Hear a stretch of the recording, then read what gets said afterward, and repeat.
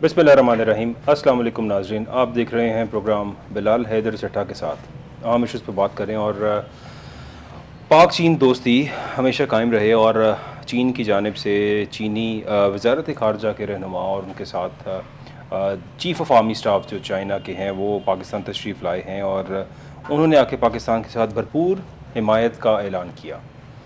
इस दौरे की बड़ी एक ख़ास अहमियत थी और इस अहमियत को ही भांपते हुए दहशतगर्दों ने जो अपने उनके अज़म थे और उसके मुताबिक उन्होंने जो अटैक्स किए और हमारे काफ़ी जवानों को शहीद किया और काफ़ी हमारे लोकल जो लोग थे उनको भी गाड़ियों से उतार कर जो दहशतगर्दी उन्होंने फैलाई। उसके बाद बहुत से दहशतगर्दों को जहन्नुम वासिल किया हमारी पाक फ़ौज ने और हमारे सिक्योरिटी इदारों ने। आज वफाकी काबीना की जानिब से 20 अरब रुपए की मंजूरी दे दी गई है ऑपरेशन के लिए जो फंडिंग करनी थी और भरपूर सपोर्ट करने का ऐलान किया है आज वज़ीर आज़म शहबाज शरीफ साहब ने। और ये कह दिया है कि हम अपनी फ़ौज को भरपूर सपोर्ट करते हैं बिकॉज़ जो हालात इस मुल्क के अंदर हो रहे हैं, जो बलूचिस्तान और KPK का एरिया है जहाँ पे बहुत ज़्यादा वायलेंस होता है और अक्सर ऐसे वाक़यात रोनुमा होते हैं कि लोग उन इलाकों में जाते हुए घबराते हैं। अब फिर से वही अभी जो वाक़या पेश आया और 23 लोगों को गाड़ियों से निकाल कर गोलियाँ मारी गई और उनको शहीद किया गया, बड़ा जुल्म था जो दहशतगर्दों ने किया। BLA और BLF एक पाकिस्तान के ख़िलाफ़ जो एजेंसियाँ यहाँ पे ऑपरेट कर रही हैं, रॉ फंडिंग करता है इंडिया की जानिब से फंडिंग की जाती है इन एजेंसीज़ को और पाकिस्तान के ख़िलाफ़ काम करने के लिए पाक फ़ौज के ख़िलाफ़, मुल्क के ख़िलाफ़ तमाम तर कार्रवाइयाँ ये एजेंसीज़ और इनमें भर्ती किए गए लोग करते हैं। ये बड़ा मुश्किल हो रहा है यहाँ पे। मिसिंग पर्सनस का जो हमेशा बात की जाती है, मिसिंग पर्सनस के अंदर वो तमाम लोग जिन्होंने ये एजेंसीज ज्वाइन कर ली हैं और उनके घर वालों ने जाके थाने में रिपोर्ट करवा दी और कहा कि हमारा बंदा मिस हो गया है, हालांकि वो बंदा जाके BLF, BLA और इस तरह की एंटायर कंट्री एजेंसीज़ को ज्वाइन कर चुका।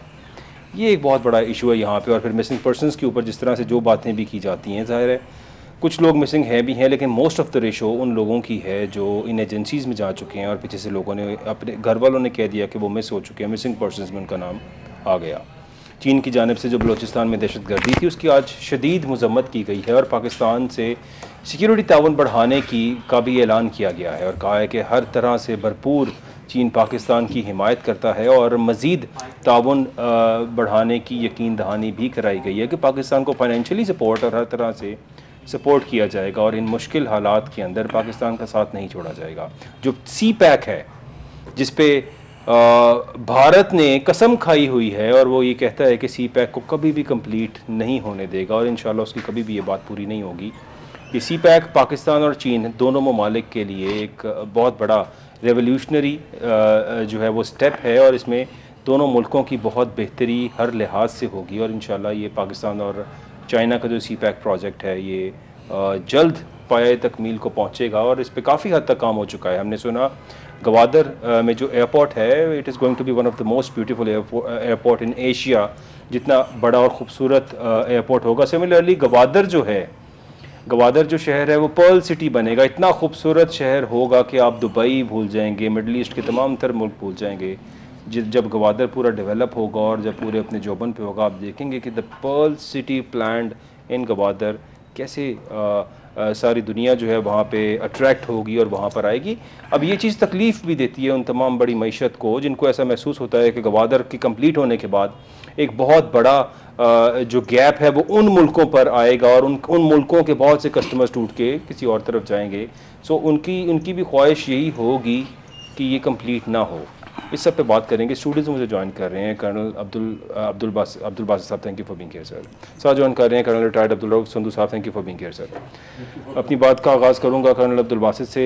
कर्नल साहब, आप कोयटा में सर्व करते रहे, बलूचिस्तान के अंदर बहुत अरसा आपने गुजारा, यू अंडरस्टैंड द डायनेमिक्स, आप तमाम तर चीज़ों को अंडरस्टैंड करते हैं। वहाँ पे बहुत से ऑपरेशंस आपने कैरी आउट किए, आप सब चीज़ों को समझते हैं। किस तरह से BLA बनी, किस तरह से BLF बनी, किस तरह से NTI पाकिस्तान एजेंसीज जो है वो बनती हैं और जो वाक़यात अब रोनुमा हो रहे हैं, बड़ा स्ट्रिक्ट एक्शन इसके ख़िलाफ़ लिया जा रहा है। स्टार्टिंग फ्रॉम हेयर सर, ये what's your take on that? बिस्मिल्लाहिर्रहमानिर्रहीम। Thank you Bilal Sahab. Balochistan actually अगर मैं ये कहूँ कि पाकिस्तान की एग्जिस्टेंस के लिए बहुत ज़रूरी है और सबको पता है कि वहाँ पर कितनी मादनी दौलत बाकी सब कुछ है। शुरू से ही यहाँ पर जो है वो अनरेस्ट रहा है।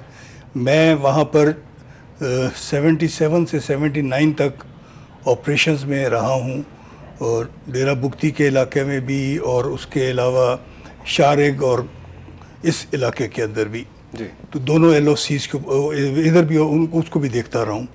लेकिन जो अब वाक़यात हुए हैं जिस एरियाज़ में हो रहे हैं, ये कोलपुर का इलाका या बोलान पास जो है, ये जनरली हमेशा काफ़ी सिक्योर समझा जाता था। और वो जो कोलपुर के पास एक कैप्टन साहब और बाकी कुछ जवान शहीद हुए, उसके बाद वहाँ पर पुल उड़ाया गया, ये बड़ी सीरियस डेवलपमेंट्स हैं। और इनकी टाइमिंग जैसे आपने कहा बहुत जो चाइनीज़ आए हुए हैं उसके हवाले से बहुत ज़्यादा अहमियत रखती है। लेकिन जो लहर इस वक्त चली है ये बहुत बड़ा ख़तरा है। BLA या BLF ये कोई नई चीज़ नहीं है। मेरे वहाँ पर टेन्योर के दौरान मेरे पास भी एक गल्फ़ कंट्रीज़ में से किसी एक का आया था जो कि मकरानी था, बेसिकली बलोच था, और मुझे कहा गया था इस पर नज़र रखनी है तुमने कि ये BLA का सपोर्टर है या उनका एक कारिंदा है। ठीक। तो अगर आप उसकी बात करते हैं तो ये 80s में भी ये इसी तरीके से था, और उसको मुख्तलिफ तरीके से और उसने हर एक को इधर रोपन करने की कोशिश की। मुझे कि जी मीट की वहाँ पर बड़ी मंडी है, तो अगर आप यहाँ पर बिजनेस करना चाहते हैं तो इस किस्म के तरीक़ों से। ठीक। ये एक ऐसा पहलू है कि जिसके ऊपर हमारे इंटेलिजेंस इदारों को बहुत ज़्यादा नज़र रखने की ज़रूरत है। दूसरा, वहाँ पर बलूचिस्तान में एक आम ये दिया गया था तासुर कि जो पाक फ़ौज है ये फ़रंगी फ़ौज है और ये मुसलमान नहीं है। और हमारे कैंप्स को कहा गया था कि आपने अजान देनी है और नमाजें जो हैं वो सामने पढ़नी है लोगों के, ताकि उनके अंदर से ये चीज़ निकले कि ये मुसलमान नहीं है। तीसरी चीज़ जो वहाँ पर की गई थी वो मेडिकल सपोर्ट है। हर जगह के ऊपर मेडिकल कैंप्स लगाए गए थे, और मतलब लोगों के लिए, लोगों के लिए, और हैरान कुन नताइज थे उसके, बिकॉज उन लोगों ने कभी दवाई या एंटीबायोटिक कभी इस्तेमाल ही नहीं की थी, तो उनके ऊपर तो वो कोई छोटी मोटी दवाई भी जो है वो गोली की तरह असर करती थी। तो हमें ये जो रिहेबिलिटेशन और बाकी सब जो चीज़ें हैं, मतलब फ़ौज वापस चली जाए, बिल्कुल चली जाए, फ़ौज का तो काम नहीं है हमेशा वहाँ पर रहना, लेकिन जब सिचुएशन बना दी गई तो उसके बाद जो वहाँ पर ऐसे मेजर ज़रूर होने चाहिए ताकि लोगों को ये एहसास ना हो कि जी हम अब यतीम हो गए हैं। हमारे उस ज़माने में वहाँ पर भी बुगटी एरिया में भी यही कहा करते थे लोग कि जी फ़ौज आई है तो 2 साल 4 साल 5 साल रहेगी, चली जाएगी, बाद में तो तुम हमारे ही रहमो करम पर होगे। तो अगर ये बात दुरुस्त हो जाए तो फिर कोई भी आपके साथ उस तरीके के ऊपर कोऑपरेट करने को तैयार नहीं होगा। बहुत ऑप्रेस्ड हैं वहाँ के लोग, इतने ज़्यादा कि वहाँ पर कोई आदमी 1 इंच लैंड भी ओन नहीं करता। बुगटी एरिया के अंदर कोई आदमी अगर ये कह दे कि ये मेरा घर है तो सरदार या उसके लोग जो उठा के उसको बुगटी एजेंसी के दूसरे कोने में फेंकते हैं, क्योंकि दे डोंट वांट कि जी किसी आदमी को भी सेंस ऑफ बिलोंगिंग हो। वो सब ये कहते हैं जी ये जो सरदार है उसके ही बाशिंदे हैं, उसकी मखलूक है। तो अब इस वक्त जो लहर उठी हुई है उसको कंट्रोल करना, उसके लिए एक बड़ा, मैं तो समझता हूँ कॉम्प्लेक्स इस वक्त इशू बन गया हुआ है। उसको कंट्रोल करने के लिए आपको एक बहुत कॉन्क्रीट किस्म की ऑपरेशन की ज़रूरत है, जो कि मतलब ये सिर्फ आगाज़ हो चुका है, जिसने आगाज़ ज़रूर हो चुका है, लेकिन ऐसे जो है वो off the cuff type reaction से काम उसका नहीं चलेगा। उसके लिए आपको प्रॉपर स्ट्रेटजी बनाकर लॉन्ग टर्म तरीके के ऊपर उसको सॉल्व करने की ज़रूरत है। Okay, colonel Abdul Rauf Sahab, what's your take on that sir? सबसे पहले ना हमको सबको समझना चाहिए जी कि पाक फौज का जो रोल है और एक जो पाकिस्तान स्ट्रेटजी वर्कआउट की गई, उसमें पाकिस्तान आर्मी जो है वो सेंटर ऑफ ग्रेविटी, जिसमें चारों सूबों की मौजूदगी में, चारों सूबों में आर्मी मौजूद है, वो एक गूंद की माने है, सबको सूबों को इकट्ठा रखा, एक ही इदारा है जो सब जगह है, और उसकी यूनिटी ऑफ कमांड जो है वो डिमांड करती है पाकिस्तान के लिए एक बेहतर तलाश करती है। और सूबे अगर फर्ज करें बलूचिस्तान से आर्मी निकाल लें, सिंध से आर्मी निकाल लें, फिर जो आप अपना हाल देखेंगे जिसका बुरा लेकर सब जो हाल बता रहे हैं, ये भुट्टो का ऑपरेशन टाइम होगा जिस वक्त बस्ती एरिया में ऑपरेशन हुआ, तो उस वक्त तो हालात ऐसे ही थे कि आर्मी को काफिर आर्मी समझते थे। मेरी दोदा खां बड़ा मशहूर हुआ था, उससे मेरी बड़ी मुलाकात रही, ठीक है ना। तो उसको भी गुमराह किया गया, गुमराह करने की बजाय उसको फंडेड किया गया। कोई भी इंसिडेंट ब्रेन वॉशिंग की जाती है और उसके बाद फिर फैसिलिटेट किया जाता है। जैसे मैं कहता हूँ कोई भी BLA BLF कोई भी TTP बगैर फंडिंग के कर नहीं कर सकती। और सबसे बड़ा एक एलिमेंट और है जो फंडिंग के अलावा, वो है आपकी लोकल सपोर्ट। जब तक आपको लोकल सपोर्ट नहीं होती इंसर्जेंट को, वो काम नहीं कर सकते, ऑपरेट नहीं कर सकते। उसकी मिसाल आपके पास जिंदा मिसाल है, 65 से पहले हमने ऑपरेशन किया था कश्मीर में, इस होप के साथ कि हम जब पैरा लैंडिंग करेंगे तो हमें वेलकम करेंगे, ठीक है। वो फेल इसलिए हुआ जब हमें लोकल सपोर्ट नहीं। आज भी जितने भी ऑपरेशन, जितने भी वाकयात हो रहे हैं, उसमें हमारी लोकल सपोर्ट है, ठीक, हमारे लोग शामिल हैं उसमें। अगर सर मैं बात को यहीं से कंटिन्यू करूंगा, I have to take a short break. नाजरीन stay with us, will be right back. Welcome back नाजरीन। और बात हो रही थी जो हालात बलूचिस्तान के अंदर क्रिएट किए गए हैं, और मेरे साथ जो गेस्ट मौजूद हैं दोनों सर्व कर चुके हैं काफ़ी अरसा बलूचिस्तान के अंदर, बलूचिस्तान की डायनेमिक्स को अंडरस्टैंड करते हैं, और इसलिए आज कोशिश की कि एग्जैक्ट असल बीमारी का हल पता चल सके कि इसका सोल्यूशन क्या है। कर्नल अब्दुल रऊफ साहब प्लीज़ अपनी बात कंटिन्यू कीजिए। हाँ जी, उसको जैसे मैं कंटिन्यू बता रहा था कि मैं लकीली जैसे कर्नल साहब रहे हैं उधर, तो मैं उसके बाद में 80 से लेकर 84 तक 85 तक रहा हूँ। तो हमारी जो एक्सेस थी वो लोगों से, पॉलिटिशियन से ज़्यादा थी, ठीक है। हमारा क्योंकि मैं ड्यूटी ADC की कर रहा था, तो नेचुरली उसमें सब सियासतदानों से, जफ़र जमाली से लेके जितने बाकी लोग भी थे, मौलाना अब्दुल्ला थे, इन सब से मुलाकात रही। तो इतनी कॉम्प्लेक्स सिचुएशन नहीं थी। मगर अभी जो हमारा हालिया पिछले अदवार को हम देखें तो उसमें क्रिटिसिज्म इतना हो रहा है फ़ौज के ऊपर, ठीक है।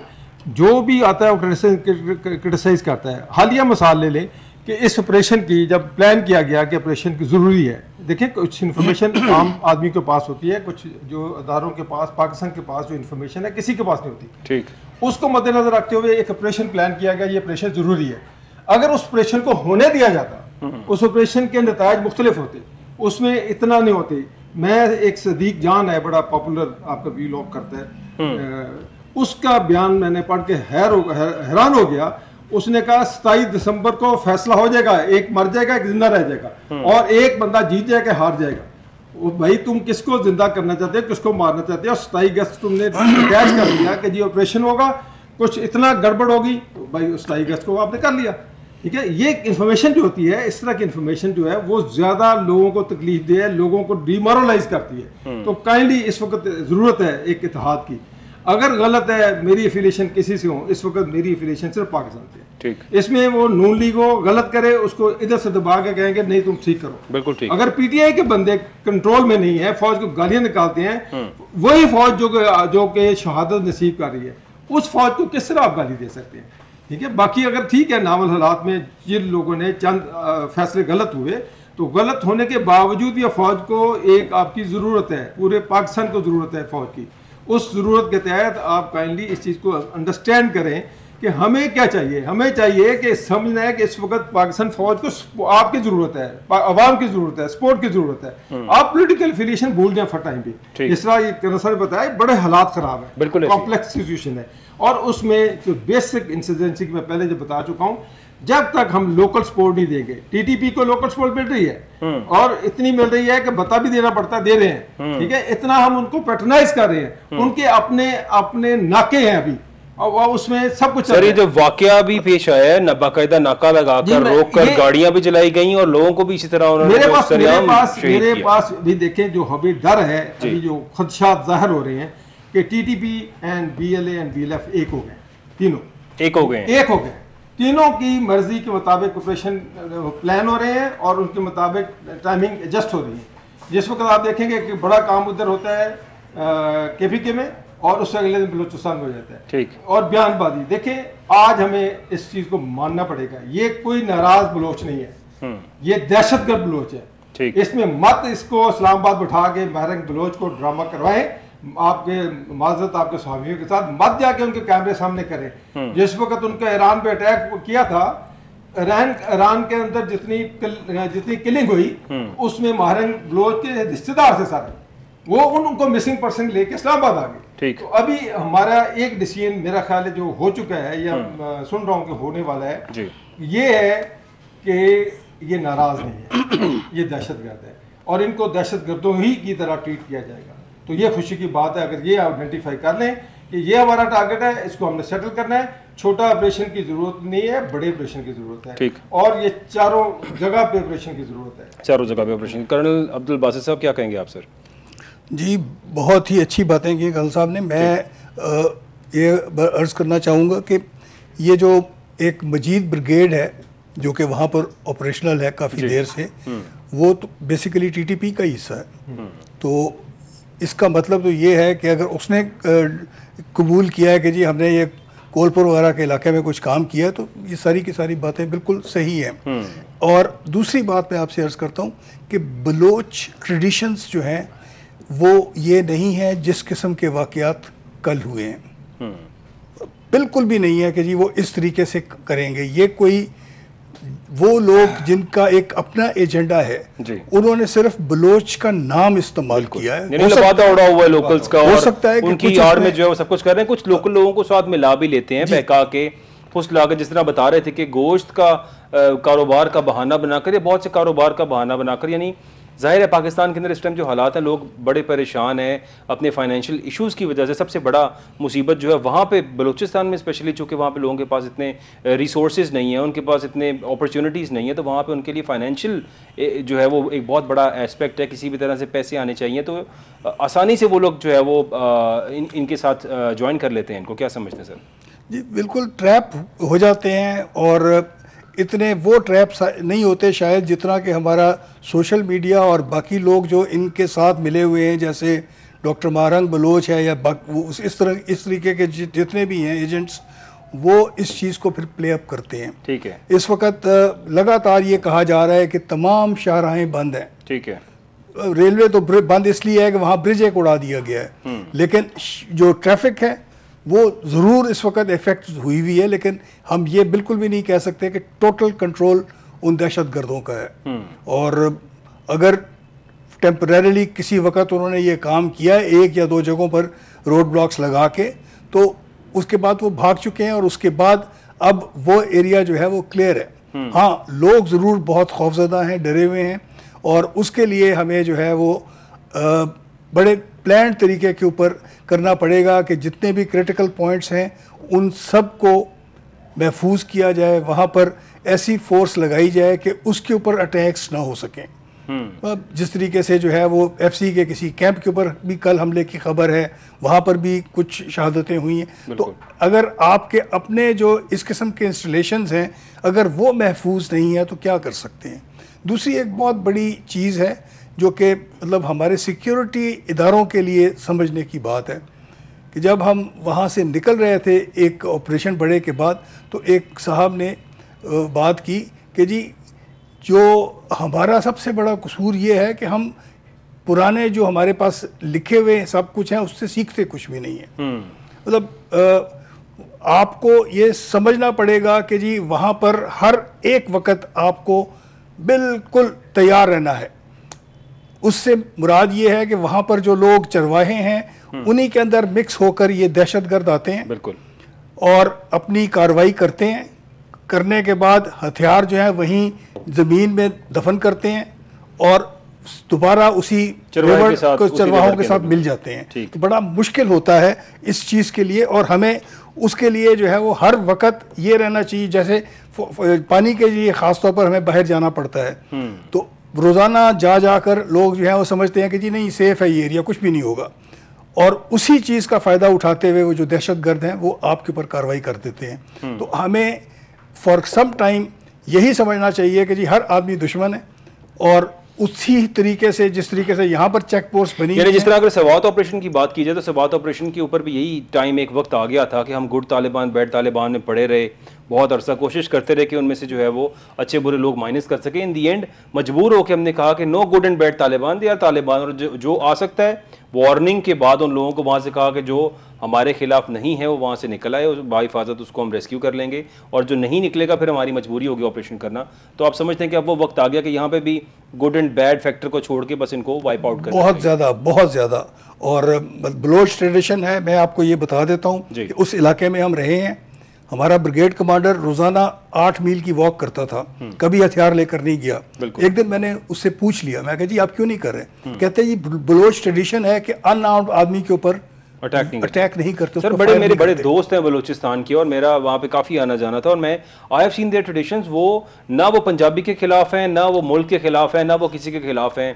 सिर्फ कुछ लोगों को बहकाया जाता है, उनकी ब्रेन वॉशिंग की जाती है, उनको इंसेंटिवाइज किया जाता है टू डू दिस, जो कर रही हैं, जो ये एजेंसीज करती हैं, क्योंकि जाहिर है इनके पास रॉ की तरफ से फंडिंग आती है, इनको आर्म्स एंड एम्यूनेशन दिए जाते हैं, सब कुछ दिया जाता है, और फिर ये लोगों को वर्गलाते हैं वहाँ पर, अपने साथ वहाँ पर ज्वाइन कराते हैं। ये सबसे बड़ा मसला। सर कैसे कंट्रोल किया जा सकता है इसको? कर्नल अब्दुल रऊफ साहब, अगर कोई सोल्यूशन इसका हो कि सर इसको कंट्रोल करने का क्या तरीका है, जो कि ये आज से नहीं है, since you people were serving तब से ये एजेंसीज काम कर रही हैं, ये ऑपरेट कर रही हैं, क्या इनको ख़त्म किया जा सकता है या इसका कोई और सोल्यूशन आपके ज़हन में क्या समझते हैं? बिल्कुल, सबसे ज़रूरी अंडरस्टैंड करना है कि बलूचिस्तान में ये जो बलोची हैं इनकी कोई से नहीं है। ये सारे का सारा सिस्टम सरदारी सिस्टम है। जिस सरदार ने जो हुक्म देना है उसके मुताबिक उसके कबीले ने चलना है। ठीक, अगर वो नहीं मानता तो उसके जो जुर्म है, जो उसने इनकार किया है, वो सजाए मौत है उसके लिए। सर ये भी तो वैसे जुल्म है ना? मैं कहता हूँ जुल्म की इंतहा है। ठीक है, जुल्म नहीं है, जुल्म की इंतहा है।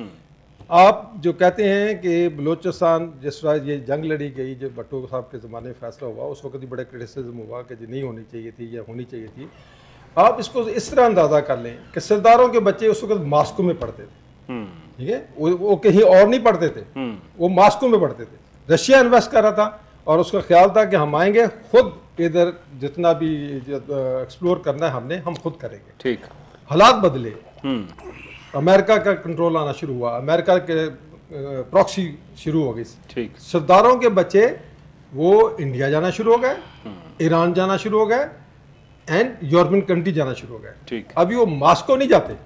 आप इसको समझें कि जितनी इन्वेस्टमेंट लोग सरदारों पे करते हैं, उनको पता है कि इनका कंट्रोल है जिस इलाके में। ठीक है, वो आपको मादनियात को हाथ नहीं लगाने देंगे सरदार। ठीक है, वो क्योंकि पैसे उनको मिल रहे हैं। ठीक है, उनको हुकूमत जो है वो हमेशा कोशिश करती है, बड़ी इज्जत देती है, जब इस्लामाबाद आती है बहुत इज्जत देती है, मगर वो नहीं चेंज हुए, वो चेंज नहीं होना। ठीक है, ये 100% है कि इसका ऑपरेशन जो आप कर रहे हैं, देखें आपको आज मानना पड़ेगा कि जो TTP को दोबारा जिंदा किया गया है, क्यों किया हमने? जुल्म किया हमने। मतलब 500 से 200 बंदा जो आपकी जेल में था, बन्नू जेल से, क्यों निकला? कोई हिसाब दे इसका ना। 5000 बंदा आया, क्यों आया? इसी तरह जो वजीद ब्रिगेड है, वो इधर से ही जब अफगानिस्तान से आते हैं, वो आगे जैसे इधर जो ऑपरेट कर रहे हैं, वो वापस अफगानिस्तान जाते हैं, जाके वजीद ब्रिगेड को ज्वाइन कर लेते हैं। उनके पास रास्ता यही है। ठीक है, वो अभी आपका वो पाकिस्तान के अंदर ज़्यादा कंफर्टेबल है बनिस्बत आपकी पाकिस्तान आर्मी के। ठीक है, वो सारे के सारे आप जो मर्जी कहें कि जी किसी को अच्छा लगे या बुरा लगे, आप अपनी ज़बानें बंद नहीं करते। आप उन गुड और बैड ख़त्म हो चुका है, बहुत देर का ख़त्म हो चुका है ना। कोई ये सारे के सारे बैड हैं। जितने भी लोग हैं इन्होंने फंडेड, इनके पास पैसे हैं, अमीर तरीन लोग हैं, इनके सफ़र करने का, इनके हथियार देख ले, जदीद हथियार है इनके पास, गाड़ियाँ जदीद है।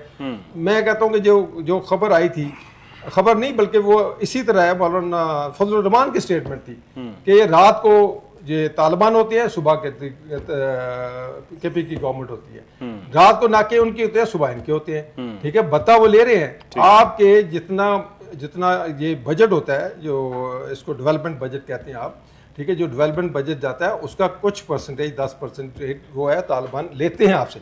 ठीक है, ये बातें हो चुकी हैं, ये बंद नहीं करेंगे आप। ठीक है, कैसे आप उनको डिफीट कर सकते हैं? ठीक है, पहले आपको एक बात ये कौम कि हम सियासी लड़ाई लड़ लेंगे।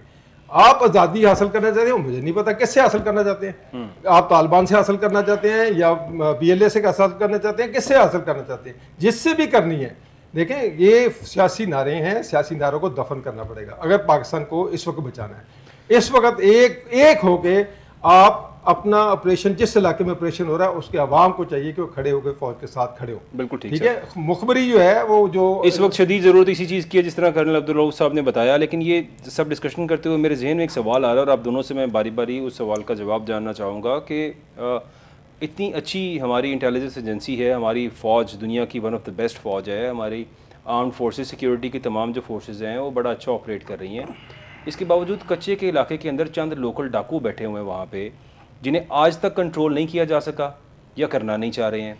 क्या समझते हैं आप सर कि कच्चे के डाकू और ये फैक्टर पे अगर थोड़ी सी बात की जाए कि बड़ा जुल्म है, यहाँ से लोगों को अगवा कर लिया जाता है, सिंध के अंदर लोगों को थ्रेट किया जाता है कि तुम्हें कच्चे के इलाके भेजेंगे अगर तुमने हमें पैसे या बता ना दिया। इसी मुल्क के अंदर यहीं पे रहते हुए यहाँ के लोकल्स हैं, ये कोई बाहर से इम्पोर्ट हुई अवाम नहीं है, यहीं के लोकल बैठे हुए डाकू हैं। ये कोई तालिबान नहीं है कि इनको फॉरेन फंडिंग हो रही हो, ये कोई ऐसी BLA नहीं है, BLF नहीं है। कच्चे के इलाके के अंदर लोकल लोग बैठे और बैठ के डाकू बन गए हैं और चंद हज़ार हैं वो लोग, आज तक हमसे वो कंट्रोल नहीं हो रहे। इसकी क्या वजह है? Starting from you colonel Abdul Basit Sahab. उसकी वजह बहुत क्लियर है और इतनी ज़्यादा क्लियर है जिसकी इंतहा कोई भी नहीं है। ये जो 12 पुलिस वाले जो थे उनमें से जो एक पुलिस वाला जो रिहा किया गया है उसकी रिहाई के बदले किसको छोड़ा गया है उसका नाम आप जान लें। वो एक सिटिंग MNA का भाई है। अच्छा। उस आदमी को जिसको छोड़ा गया है वो मर्डर उसने किया था, उसके ऊपर उसको सज़ा हुई थी। ठीक है। तो अब अगर हमारे ये जो लोग असेंबलियों में बैठे हुए हैं वही उनके सर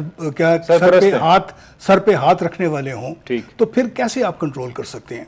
आपको एक रूथलेस किस्म का ऑपरेशन करना पड़ेगा, ऐसा ऑपरेशन। सर हमने देखा ये IG उस्मान साहब आए थे, इन्होंने बड़ा टोपी पहनी, बड़ी किट पहनी, मैं कच्चे के इलाके में जा रहा हूँ, जाके मैं सारा खाली करूंगा, पूरी जिले की फोर्स, पूरी पंजाब पुलिस लेके वहाँ पे गए, उनके साथ कोलेशन भी थी बाकी फोर्सेस की भी, फिर खाली हाथ वापस आ गए वहाँ पे। ये चंद हज़ार लोग ख़त्म नहीं हो रहे, ये क्या हो रहा है कर्नल साहब? मतलब फिर सब वो ड्रामा था, वो सब जो हरकतें की जा रही थी, IG साहब खुद चले गए, गोली पास से गुजर गई, ऐसे हो गया और वैसे हो गया, ये सब कुछ क्या था? ये ड्रामा है और क्या है, और तो कुछ भी नहीं है। बिकॉज जिसको पकड़ना ही नहीं किसी ने, हर एक के ऊपर जो किसी का हाथ है कि जिसको कुछ नहीं कहना। जो हमारा ज़िया-उल हक का मार्शल लॉ था उसके दौरान में जो है वो, क्योंकि मार्शल लॉ में लोगों की ड्यूटियां लगी हुई थी, ठीक है, तो मेरे कज़न को एक जगह पर कहा गया कि तुमने फलां जगह पर ये जो है उसने 14 अगस्त को झंडा चढ़ाना है, सलूट करना है तुमने उस। ठीक है। तो जब गया उधर तो ही रिफ्यूज्ड। कहता है कि मैं इस आदमी को सलूट कैसे कर सकता हूँ जिसको पकड़ के मैंने खुद हवाले किया है पुलिस के, और वो छूट के आ गया किसी पॉलिटिशियन के उसके ऊपर। तो ये हालात है हर तरफ, ये सिंध के नहीं है सिर्फ, पंजाब के भी यही है। सर लेकिन ज़ाहिर है पंजाब भी टच होता है कच्चे के इलाके के साथ, वहाँ तक रेंज जाती है और पंजाब के अंदर, लेकिन ऐसा नो गो एरिया तो नहीं है। मतलब मैं DG ISPR साहब की प्रेस कॉन्फ्रेंस भी एक पीछे सुन रहा था, कहते थे पाकिस्तान के अंदर कोई भी ऐसा नो गो एरिया नहीं है। कच्चे का इलाका तो नो गो एरिया है सर, वहाँ पे तो ना आप जा सकते हैं ना मैं जा सकता हूँ, कोई भी नहीं जा सकता। कर्नल अब्दुल रऊफ साहब क्या कहेंगे आप? वहाँ बड़ी हैरानगी है, हम ऐसे सवाल जो पूछ रहे हैं, कर रहे हैं, जवाब दे रहे हैं। आप थोड़ा सा पीछे चले जाएँ तो बाकी आप मेजर कलीम का एक वाक़या है, कर्नल साहब जानते होंगे जी, कराची में, ठीक है, नासिर कॉलोनी ऑपरेशन हुआ था, ठीक है, हमने 6 दिन ऑपरेशन किया।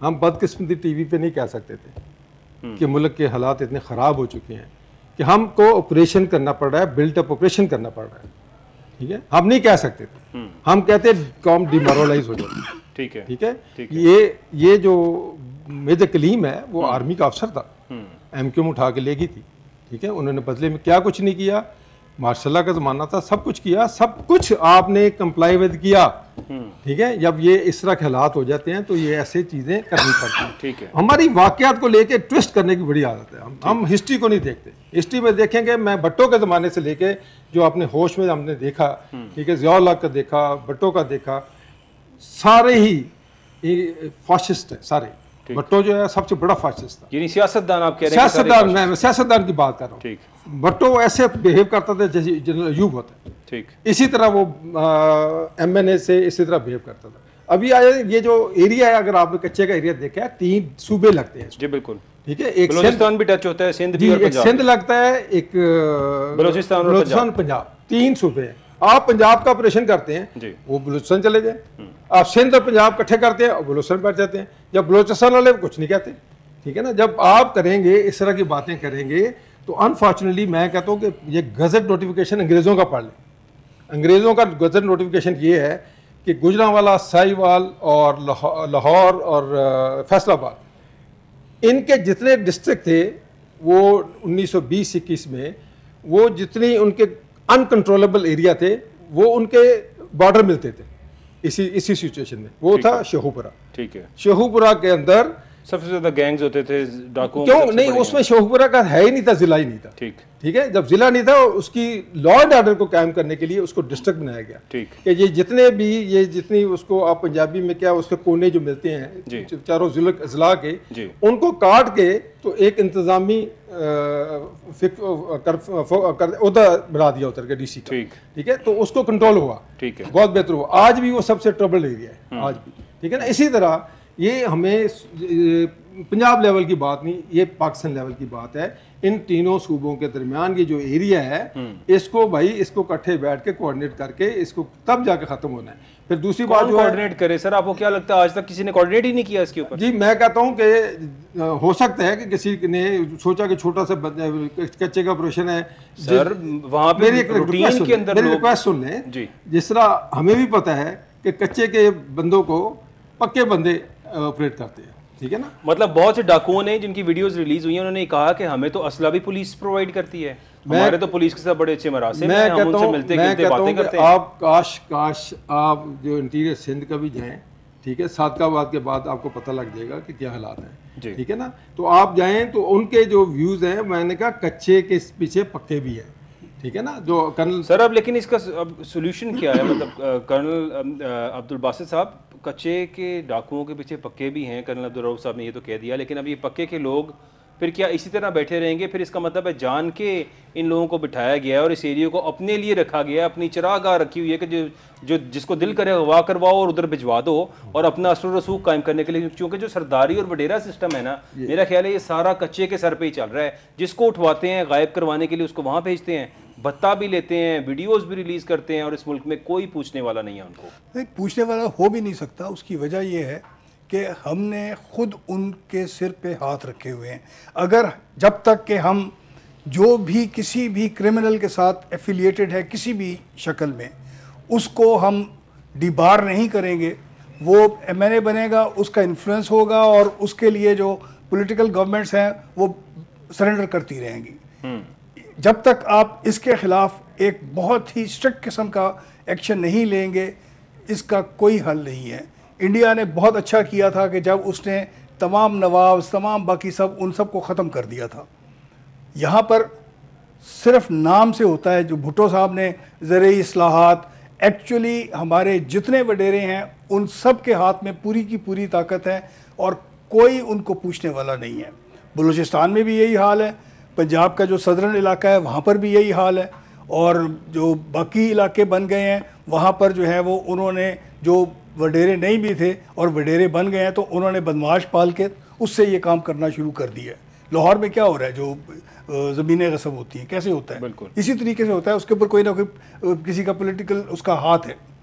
और मैं तो पर्सनल एग्जांपल भी उसकी उस चीज़ की दे सकता हूँ, लेकिन क्या फ़ायदा है उस बात का कि ये वक्त गुजरता जा रहा है, हम बातें बथेरी कर रहे हैं, नारे हम बथेरे मार रहे हैं, लेकिन फिजिकल एक्शन हमने कोई भी नहीं किया। जिसका जुर्म है उसको हमने सज़ा नहीं दी, हमने सिर्फ ड्रामे किए हैं।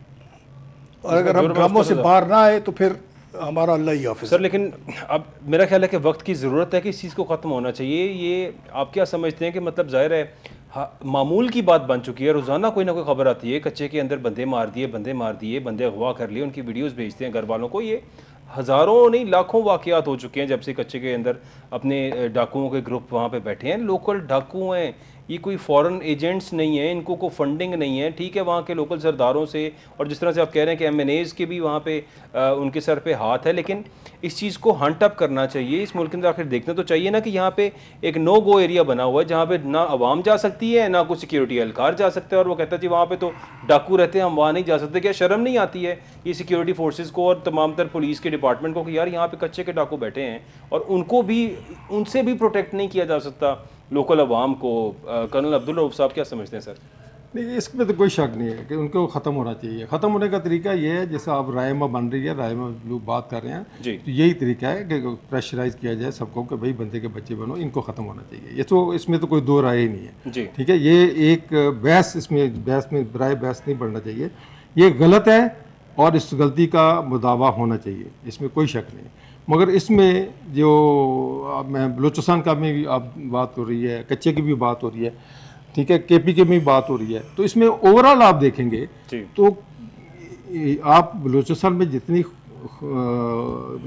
खून बहा है पिछले 10 साल से, ठीक है, आप उसका अंदाज़ा करेंगे कि मतलब वो जो उधर अपना जो अपनी आबादी है जिसमें वो जो कौन है, जो आगा खान नहीं, वो मूसा खान की जो जी मूसा खान, जनरल मूसा के हज़ारा बरादरी के 21 लाशें पड़ी थी, उनके बसों से उतार के पंजाबियों को मारा गया। ये चंद साल पहले की बात है, बिल्कुल ठीक है। ये कोई आज नहीं खून बह रहा उधर, आज नहीं लहू लुहान हो रहा बलूचिस्तान लगातार लहू लुहान हो रहा है। मगर होता क्या है कि जब जिस वक्त 21 लाशें पड़ी थी, इमरान खान जा नहीं रहा था, तो अपोजिशन उस पर खेल रही थी, ठीक है। उस वक्त अपोजिशन को चाहिए था कि पॉजिटिव रोल प्ले करके कि ठीक है गवर्नमेंट को सपोर्ट करते। आज इसी तरह इमरान को चाहिए कि वो सपोर्ट करे। अगर खून लहू लुहान हो रहा है तो वो उसी तरह हो रहा है जैसा 21 और बाकी बलूचिस्तान की बसें। आज मुझे पता है कि बिल्कुल ये अम्बुश थे, जितने हुए अम्बुश थे। अम्बुश के बाद कोई ऑक्यूपाई नहीं करता, सड़क खाली है, चल रही है। मगर इधर कह रहे हैं जी बिल्कुल नाके लगे हैं, बंद है, नहीं बंद। 100% कंफर्म मैं करके बता रहा हूँ कि कोई इस वक्त देखे, एक आया, उसने अम्बुश किया, गाड़ियां चलाई, वो एक्शन किया, चले गए। बाद में फोर्सेज जब आती हैं, फोर्सेज आके क्लियर कर देती है, होता है। जहां पुल का है, पुल पार्शली डैमेज हुआ है, कोई नहीं फ्लो रुका, ठीक है। मगर अनफॉर्चुनेटली आप जब इतना बड़ा फ्लो है इन्फॉर्मेशन का, उसमें यह है कि जो बिल्कुल बंद हो गया, एक इलाका कट गया, नहीं ऐसा।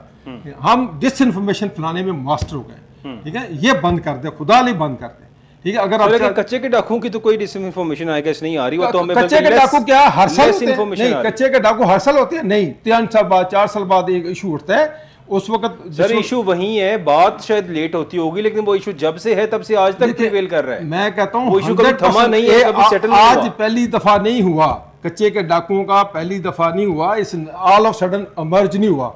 मेरे कहने का मकसद ये है, जी वो चलता आ रहा है, ये चलता आ रहा है। मैं कहता हूँ कि डाकुओं की नस्लें परवान चढ़ रही हैं वहां पे, और वो ये मैं कहता हूँ कोई चलता इस तरह है, इस तरह चलता है कि जिस वक्त को जरूरत पड़ती है, हम एक बिल्कुल जिस वक्त क्लियर होते हैं, चौकियां बन जाती हैं, क्लियर हो जाते हैं, फिर कोई 8-9 महीने बाद जब बारिशें आती हैं, वो बारिशों से चौकियां खाली हो जाती हैं। के डाकुओं का एक ही सोल्यूशन है कि पाक फौज इसको टेकअप करे और वहां पे ऑपरेशन किया जाए। जिस तरह इसमें अगर KPK के अंदर ऑपरेशन हो सकता है थ्रू हेलीकॉप्टर्स के थ्रू और सब कुछ के थ्रू, तो फिर यहाँ पे कच्चे के एरिया में भी ऑपरेशन करके विद इन अ वीक और फ्यू डेज के अंदर ही सब। मैं कहता हूँ कल ही अगर ये गवर्नमेंट ऑफ पंजाब और गवर्नमेंट ऑफ सिंध और गवर्नमेंट ऑफ बलूचिस्तान रिक्वेजिशन करें आर्मी को, उनके पास वो DC कॉल कर सकता है, आर्मी को तो DC कॉल कर सकता है, ठीक है। 245 के तहत कॉल करें, तीनों सूबे कॉल करें, 1-2 बटालियन लगाए, कच्चे का डाकू खत्म हो जाएंगे। सर अगर ये कॉल ना भी करे, मैं कर्नल अब्दुल बासित साहब आपसे पूछता हूँ कि अगर ये कॉल ना भी करें, आर्मी बहुत से काम खुद भी तो करते हैं, बहुत से ऑपरेशंस खुद भी करते हैं, वो खुद कर लें टेकअप इस चीज़ को, क्या समझते हैं आप? या ये इनकी रिक्वेजिशन का वेट करते रहेंगे और पता नहीं कितने डेकेड्स ये दें या ना दें और हम बैठ के देखते रहेंगे? सॉरी, मैं आपका टाइम जी प्लीज। क्या आप चाहते हैं कि हर तरफ आर्मी इन्वॉल्व हो जाए? सर बिल्कुल, मुझे तो ये नहीं, फिर करने दें इन्वॉल्व। फिर आप देखें, फिर आपसे कोई आज तक जो डेमोक्रेटिक पार्टीज ने जो कुछ किया वो हमारे सामने फैसला कर लें कि जो हम 5 महीने पहले हम टीवी पे बैठ के कर रहे थे कि हमने ऑपरेशन नहीं होने देना, आज वो कहाँ है? आज खुदा की कसम जो आप बात कर रहे हैं, सारे बात ये कर रहे हैं कि ऑपरेशन करो और ऐसे शिद्दत से ऑपरेशन करो कि खाली करा लो। अब्दुल बासित साहब क्या कहेंगे? देखें जी, बात जो है वो जुबानी नहीं होनी चाहिए, एक्शन होना चाहिए। और एक्शन के लिए आपको फिर ये नहीं देखना कि कौन किसका क्या हमदर्द है। ठीक, मतलब पिछले वक्त में छोटू गैंग को सिर्फ ख़त्म कर दिया गया, बाकी सारे गैंग अपनी जगह फिर रहे हैं। ठीक, आपको इनडिस्क्रिमिनेट तरीके के ऊपर करना पड़ेगा। इंटेलिजेंस एजेंसीज को पूरा इसके ऊपर साथ देना पड़ेगा कि जो इनके सरपरस्त हैं उनको भी पकड़ा जाए और उनको भी they should also be brought to the book. Army का रोल अनफॉर्चुनेटली इस वक्त हमारी पुलिस जो है वो इस काबिल नहीं है कि वो कुछ भी कर सके, वो पॉलिटिकली इन्फ्लुएंस्ड है। राइट। और रेंजर्स भर्तियां भी पॉलिटिकली होती हैं, वहाँ पे सारा कुछ ऑपरेट ही पॉलिटिकली होता है। एमपी अपनी मर्जी का बंदा, एसएचओ अपनी मर्जी का लगवाता है, वहाँ पे डीपीओ अपॉइंटमेंट अपनी मर्जी की कोशिश करता है कि एमएनए वहाँ पे अपना असर रसूख इस्तेमाल कर सके। ये तो रूटीन है। तो अनफॉर्चुनेटली मतलब आर्मी को, मेरा अपना जो ओपिनियन है वो ये है कि आर्मी के एक्शन के बगैर कुछ नहीं होगा, लेकिन आर्मी को शॉर्ट क्रिस्प एक्शन करने के बाद सिविल एजेंसीज को हैंड ओवर करना होगा एरिया, और उनको यकीन करवाना होगा कि जी वो इस चीज़ को उसी तरीके के ऊपर जारी रखें जिससे। लेकिन सिविल एजेंसी तो पहले इनको पाल रही है, तो फिर से जाएंगे तो फिर पालना शुरू कर देंगे। नहीं पाल सकती अगर आपने उन सब का जो है चेक रखा जाए, कंट्रोल रखा जाए और प्रॉपर तरीके से, क्योंकि ये बड़े दिलखराश, वो बड़ी तकलीफ दे वीडियोज़ हैं जो हमारे सामने आती हैं। लोग मिन्नतें कर रहे होते हैं अपने घर को, किसी भी तरह हमें बचाएं, यहाँ से रेस्क्यू करें, वापस बुला लें, जितने पैसे ये मांग रहे हैं दे दें, और ऐसी ऐसी दिलखराश वीडियोज़ है कि बंदा देख नहीं सकता वहाँ पे। और ये फ़ौरन से ये जो ऑपरेशन हो रहा है, मेरी दुआ है और मेरी रिक्वेस्ट भी है तमाम तर सिक्योरिटी इदारों से कि जो ऑपरेशन वहाँ पे किया जा रहा है, कच्चे के इलाके में भी किया जाए, इसको भी क्लीन किया जाए। बड़ा अच्छा खूबसूरत एरिया है, वहाँ पे शिकार बड़ा अवेलेबल है। मैं तो खुद शिकार का शौकीन भी हूँ, जाना चाहता हूँ कच्चे के इलाके में, अगर उसे क्लियर करा जाए तो। बहुत शुक्रिया मेरे गेस्ट का, नाजरीन आप सबका देखने का बहुत शुक्रिया। अपना ख्याल रखिएगा। अल्लाह हाफ़िज़।